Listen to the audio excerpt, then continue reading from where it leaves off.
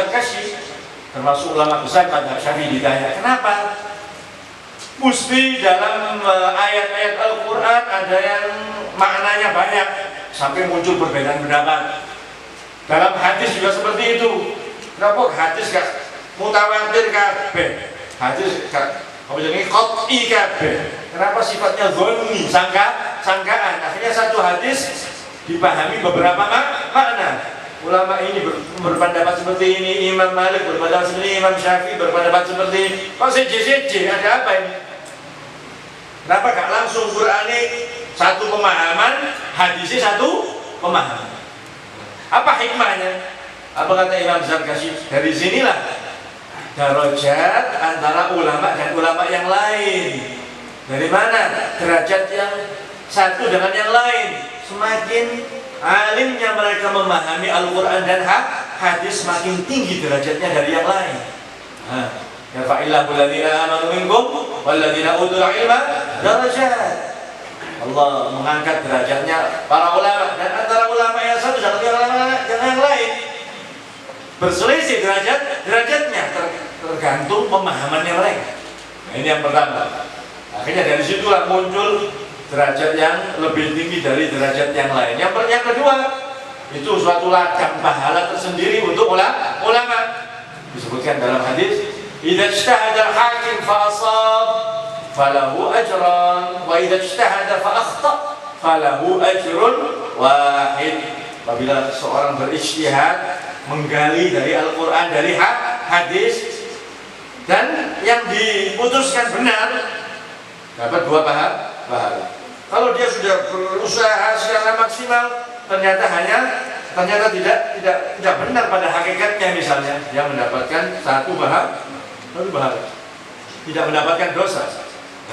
Dua-duanya motivasi. Yang satunya pahalanya double, satunya satu. Terus ini ladang pahala untuk para ulama. Akhirnya muncul. Dalam berfatwa juga seperti itu. Mesti hati-hati. Bukan perlu sini, bukan perlu sana. Betul-betul komitmen dengan apa yang ia pahami. Tidak berubah seperti itu.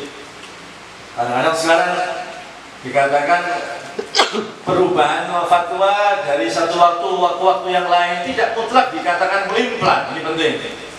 Jangan langsung suudzon kepada seorang ulama, misalnya, ini fatwa kok ini, kok ulang ngarep ganti.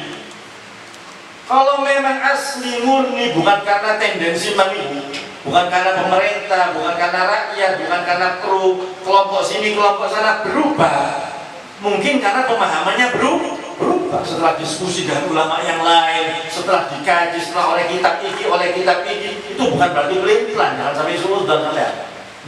Tahun ini ngomong ini, kok saya ganti? Mungkin dia mendapatkan jawaban yang lebih kuat. Jangan suudzon kepada para ulama. Dan itu biasa. Kecuali misalnya kemungkinan kuat ada keinginan tertentu di balik perubahan fatwa. Tapi murni kalau kajian itu bukan merubah prinsip. Jangan kita langsung suudzon. Dan itu banyak Imam Syafi'i contoh paling jelas. Orang madhab qadim atau madhab jadid. Madhabnya beliau ketika masih di Irak namanya madhab qadim, madhab yang lama. Dan beliau sendiri tidak ridho untuk dinisbatkan pendapat madhab qadim kepada beliau. Kitabnya dulu namanya Al-Hujjah, kitab dulu. Termasuk periwayatnya Imam Ahmad bin Hanbal, Imam Al-Karabisi, Imam Az-Za'farani kalau tidak salah.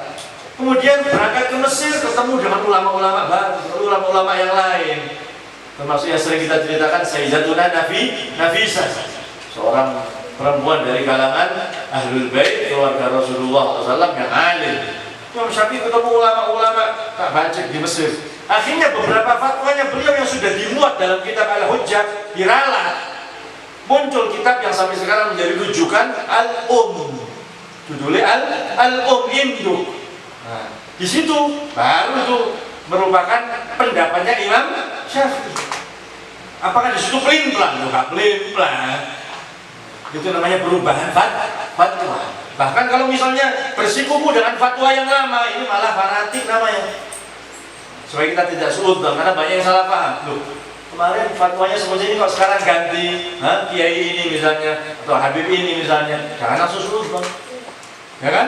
Mungkin ada pertimbangan lain, ketemu dengan ulama yang lain, mendapatkan sumber yang lain, pertimbangan kemaslahatannya lain. Itu harus supaya kita tidak seuzon kepada para ulama, para salihin.